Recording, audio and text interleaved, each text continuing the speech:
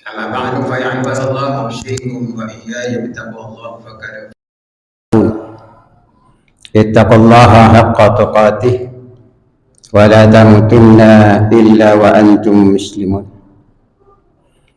قال الله تعالى في القرآن الكريم: أعوذ بالله من الشيطان الرجيم.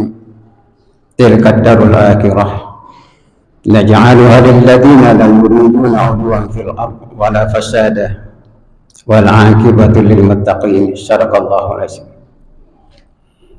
Hadirin sidang Jumat rahimakumullah. Puji dan syukur marilah kita panjatkan kehadirat Allah Subhanahu wa taala, Zat yang Maha Pengasih, Maha Penyayang, Zat yang memiliki alam semesta, tempat kita menyembah dan meminta tolong kepada Allah. Dan kita mohonkan kepada Allah semoga Allah berikan petunjuk untuk tidak disesatkan dan tidak dimurkai oleh Allah Subhanahu wa taala. Terutama dalam nikmat iman, nikmat Islam, kesempatan alhamdulillah masih diberikan oleh Allah kepada kita niat untuk mendatangi masjid Allah, menjalankan kewajiban kita salat Jumat secara berjamaah. Salawat dan salam marilah kita mohonkan kepada Allah agar selalu Allah limpahkan, Allah curahkan pada junjungan kita, yakni Nabi besar Muhammad sallallahu alaihi wasallam, pada keluarganya, para sahabat, dan tentu kita bermohon kepada Allah Subhanahu wa taala kita termasuk umat beliau yang beliau cintai dan kita mendapatkan syafaat nanti di yaumul qiyamah. Hadirin sidang Jumat rahimakumullah, merupakan satu kewajiban para khatib mengingatkan khatib dan diri kita kepada jemaah sekalian untuk meningkatkan keimanan kita dan ketakwaan kita kepada Allah. Karena ketakwaan manusia adalah salah satu di antara pemilik kenikmatan nanti di akhirat. Ketakwaan seseorang merupakan bekal yang akan mempersiapkan dirinya menghadap kepada Allah. Orang bertakwa adalah orang yang selalu mentaati Allah dan tidak durhaka kepada Allah. Orang yang bertakwa adalah orang yang selalu bersyukur atas nikmat dan tidak kufur. Orang yang bertakwa adalah orang yang selalu mengingat Allah dan tidak melupakan Allah Subhanahu wa taala. Bahkan hadis Rasulullah sallallahu alaihi wasallam, kalau kita ingin memadamkan fitnah, ingin memadamkan ujian Allah, fa'atfi'u bittaqwa, padamkan dengan ketakwaan. Lalu sahabat bertanya, wa ma taqwa ya Rasulullah, apa itu takwa ya Rasul? Kata Rasulullah, ta'malu salihan tartauha. Takwa itu adalah melakukan amal saleh untuk mendapatkan ridha Allah. Wa antasukal ma'siyah akhafullah. Dan ketakwaan itu adalah meninggalkan kemaksiatan, meninggalkan kedurhakaan kepada Allah karena takut dengan azab Allah Subhanahu wa taala. Jemaah sedang Jumat rahimahumullah. Kalau kita ingin mendapatkan keberkahan di dalam hidup, maka syaratnya kata Allah Subhanahu wa taala adalah keimanan dan ketakwaan. Keimanan seseorang akan melahirkan ketakwaan, menurut para ulama melahirkan amal saleh. Orang yang beriman dan beramal saleh, mereka akan mendapatkan keberkahan dari Allah Subhanahu wa taala. Keberkahan yang datangnya dan turunnya dari langit dan muncul dari bumi. Akan tetapi manusia banyak kata Allah yang mendurhakai ayat-ayat Allah Subhanahu wa taala. Apa makna keberkahan itu? Tasidul rizqaya. Orang yang mendapatkan keberkahan di dalam hidup, bertambahnya kebaikan demi kebaikan. Orang yang mendapatkan keberkahan dalam hidup adalah bertambahnya nikmat Allah kepada mereka yang mereka syukuri. Bagaimana kita mendapatkan kebaikan demi kebaikan yang ada pada diri kita? Diri kita ini kita lakukan kebaikan kepada Allah Subhanahu wa taala dengan melakukan ketaatan kepada Allah. Jemaah sedang Jumat rahimakumullah. Karena orang-orang yang melakukan amal kebaikan, amal saleh, Allah akan berikan kehidupan yang baik, hayatan thayyibah, kehidupan yang baik akan kita terima. Dan kemudian kata Allah, Allah akan membalasi semua amal perbuatan manusia sesuai dengan apa yang mereka lakukan. Jemaah sedang Jumat rahimakumullah. Bagaimana kita menghitung nikmat Allah yang merupakan keberkahan yang ada pada diri kita? Apakah itu bentuknya jabatan? Apakah itu bentuknya harta anak? Dia akan bisa membawa keberkahan ketika semua itu kita bawa kepada jalan kebaikan. Hadirin sedang Jumat rahimahullah. Harta yang kita miliki itu bukan milik kita. Bahkan Rasulullah SAW bertanya kepada para sahabat. Apa tanya beliau? Manakah di antara kalian, kata Rasul, yang lebih mencintai hartanya atau harta ahli warisnya? Lalu sahabat menjawab, ya Rasulullah, kami lebih mencintai harta kami daripada harta ahli waris kami.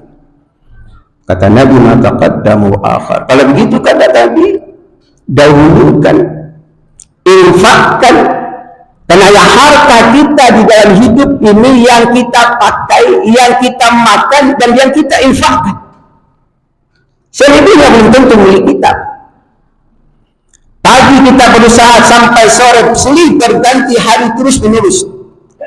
Harta kita kumpulkan.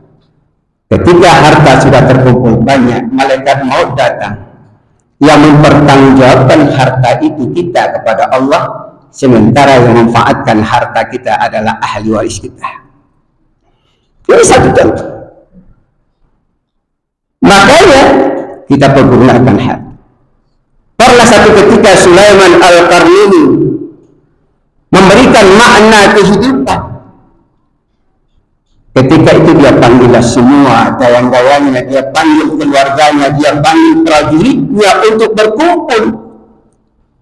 Lalu ketika itu dia sampaikan, ada wasiat yang aku sampaikan kepada kalian yang hadir pada saat ini. Seandainya saya meninggal dunia, ketika kematian datang kepadaku, kata beliau, maka saat itu kembangkan tangan aku seperti ini. Takdir Allah berlaku kepada beliau, kematian pun datang sebagai gerbang menuju kehidupan akhirat kita, yaitu kematian. Maka di saat itu wasiat itu dilaksanakan seolah-olah Sulaiman Al-Qarnini berkata, wahai dayang-dayangku, wahai keluargaku, anak dan istriku, ketahuilah oleh kalian bahwa saya ini adalah sebagai seorang raja yang punya kekuasaan, punya pengaruh. Saya memiliki harta yang begitu banyak. Akan tetapi ketika kematian, kalian lihat tanganku kosong, tidak membawa apa-apa. Jabatan tidak aku bawa menghadap kematian, harta tidak aku bawa menghadap kematian, pengaruh pun tidak aku bawa kepada kematian. Yang aku bawa adalah amal saleh. Ini satu. Karena dalam hidup manusia kaum muslimin, memang Allah uji dengan harta ini. Kita diuji oleh Allah dengan harta, kita diuji oleh Allah dengan anak keturunan. Bahkan Rasulullah SAW bertanya kepada para sahabat, wahai sahabatku, siapa manusia yang mandul? Lalu sahabat menjawab, ya Rasulullah, manusia yang mandul adalah orang yang tidak punya anak, orang yang tidak punya keturunan, ya Rasul. Kata Nabi, bukan itu. Orang yang mandul itu, kata Rasulullah, ketika kematian datang kepadanya, tidak satu pun kebaikan dari anak-anaknya yang dia terima amal saleh. Ini manusia yang mandul. Walaupun kita punya anak sekian orang, tapi tidak pernah beribadah kepada Allah, bahkan mereka melakukan maksiat, maka itu manusia yang mandul. Kenapa? Tidak ada yang kita harapkan sebagai seorang ayah ketika kita mati, doa anak-anak kita. Apa kata Rasulullah? Ini yang dikuatkan oleh Rasulullah. Kaifa antum idza tagha nisa'ukum wa fasaka syababukum wa taraktum jihadakum. Bagaimana kamu, kata Rasul, manakala melihat wanita-wanita sudah melampaui batas, anak-anak gadis kita tidak ada lagi rasa malu, wa fasaka syabab, dan para pemudamu sudah banyak yang fasik, sudah banyak yang meninggalkan ajaran agama. Ngaku Islam ya, tapi tidak sholat. Ngaku Islam ya, tapi tidak pernah membaca Al-Quran. Ini dikatakan oleh seorang pendeta Kristen Samuel Gilbert tahun 1935, yang harus kita lakukan terhadap umat Islam bukan saja memindahkan umat Islam kepada agama kita, tetapi biarkan mereka mengaku Islam, berKTP-kan Islam, tapi jangan biarkan mereka mengamalkan Islam mereka. Ini kehidupan yang menyedihkan hati kita, bapak saudara, ketika terjadi kumandang azan, lalu anak kita asik update status, dia main asik game. Ketika itu kita bilang, nah salat nak, dia tidak mengajukan kita. Wa taraktum jihadakum, sementara kamu sendiri, kata Rasulullah, tidak mau berjihad. Wa inna lidzalika biqa'in ya Rasulullah, apakah itu akan terjadi ya Rasul? Wanita melampaui batas, para pemuda banyak yang fasik, dan sementara kami tidak mau berjuang ya Rasulullah, tidak mau jihad ya Rasul, akan terjadikah itu ya Rasul? Na'am. Bal asyad wa ma asyadtum, bahkan lebih dahsyat daripada itu, kata Rasul. Apa itu ya Rasulullah? Wa ma asyadtu minhu ya Rasulullah, apa yang lebih dahsyat daripada itu ya Rasul? Kata Nabi, kaifa antum idza lam ta'muru bil ma'ruf wa lam tanhaw 'anil munkar. Bagaimana kamu, kata Nabi, tidak lagi menyuruh orang kepada yang ma'ruf, melarang orang dari yang munkar, lagi melarang orang dari yang munkar. Apakah itu akan terjadi ya Rasulullah? Na'am. Bal asyadtu minhu, lebih dahsyat daripada itu akan terjadi, kata Rasulullah. Apa itu ya Rasulullah? Ma asyadtu minhu ya Rasulullah, apa itu ya Rasulullah? Kaifa antum idza ra'aytumul ma'rufa munkaran wa munkaran ma'rufa. Bagaimana kamu, kata Nabi, jikalau melihat yang ma'ruf sudah dianggap munkar, yang munkar sudah dianggap ma'ruf, yang baik dianggap buruk, yang buruk dianggap baik, orang amanah dikhianati, orang yang khianat itu yang dipercaya. Apakah itu akan terjadi ya Rasulullah? Na'am, kata Nabi, bahkan lebih dahsyat daripada itu. Apa itu ya Rasulullah? Bagaimana kamu, kata Nabi, melarang orang dari yang ma'ruf dan menyuruh orang kepada yang munkar. Pintu kebaikan ditutup, dakwah kadang-kadang dieksekusi, tetapi tempat-tempat maksiat itu yang dilokalisasi, sehingga itu akan terjadi, sehingga nanti, kata Rasulullah, orang-orang penyantun akan bingung menghadapi persoalan itu. Aku hadza wa astaghfiru innahu wal ghafurur rahim.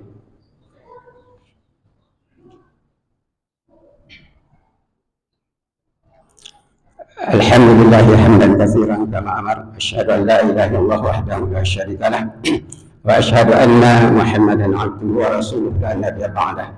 Allahumma shalli wa sallim ala hadzal nabiyil karim wa ala alihi wa ashabihi. Assalamualaikum wa iyaya bittaqwallah, faqad fazal muttaqun. Ittaqullaha haqqa tuqatih wa la tamutunna illa wa antum muslimun. Satu kebahagiaan kita sebagai orang tua ketika kita di alam kubur, bahkan di akhirat kelak, diangkat derajat kita oleh Allah. Lalu kita bertanya kepada Allah, ya Allah, kenapa engkau angkat derajat kami pada hari ini? Kata Allah, ini lantaran istighfarnya anak-anak engkau kepadaku, kata Allah.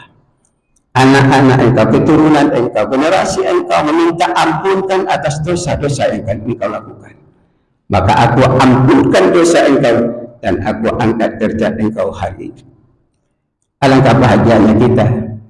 Akan tetapi kita perlu ancaman Allah yang perlu kita ingat. Ya ayyuhalladzina amanu qu anfusakum wa ahlikum nar. Hai orang-orang beriman, peliharalah dirimu dan keluargamu dari siksaan api neraka. Innallaha wa malaikatahu yusholluna 'alan nabi. Ya ayyuhalladzina amanu shallu 'alaihi wa sallimu taslima. Allahumma shalli 'ala sayyidina Muhammad wa 'ala ali Muhammad. Allahumma ighfir lil mu'minina wal mu'minat wal muslimina wal muslimat al ahya'i minhum wal amwat innaka as-sami'un qaribun mujibud da'wati ya qadil hajat. Rabbana zalamna anfusana wa illam taghfir lana wa tarhamna lanakunanna minal khasirin. Allahumma ighfir lana dzunubana wa kaffir 'anna sayyi'atina wa tawaffana ma'al abrar. Allahumma khtim a'malana wa ajalana bi husnil khatimah wa la takhtim a'malana wa ajalana bi su'il khatimah. Ya Allah ya Rahman, di rumah yang suci ini kami bermohon kepada Engkau, ampunkan dosa kami, ampunkan kesalahan kami, dan kasih orang tua kami sebagaimana mereka mengasihi anak-anak kami. Ya Allah ya Rahman, di antara kami pada hari ini ada orang tua kami yang sudah jaga bersama kami, maka kami mohon kepada Engkau ya Allah, mohon ampunkan dosa-dosa orang tua kami dan lapangkan kuburan mereka ya Allah, berikan mereka sunnah dari surga-Mu. Allah ya Rahman, di antara kami ada orang tua kami yang masih hidup, beri kami kesempatan untuk berbakti kepada mereka, menunjukkan kami adalah anak-anak yang taat dan patuh kepada Engkau. Ya Allah ya Rahman ya Rahim, berilah kami kemampuan untuk mensyukuri nikmat yang Kau berikan, dan beri kami kekuatan untuk sabar atas cobaan yang Kau berikan kepada kami. Rabbana atina hasanah wa fil akhirati hasanah wa qina adzabannar. Ibadallah, inna Allah ya'muru bil 'adli wal ihsan wa ita'i dzil qurba wa yanha 'anil fahsya'i wal munkar. Ya'idzukum la'allakum tadhakkarun fazkuruni wa la dzikrullahi akbar. Aqimissalah.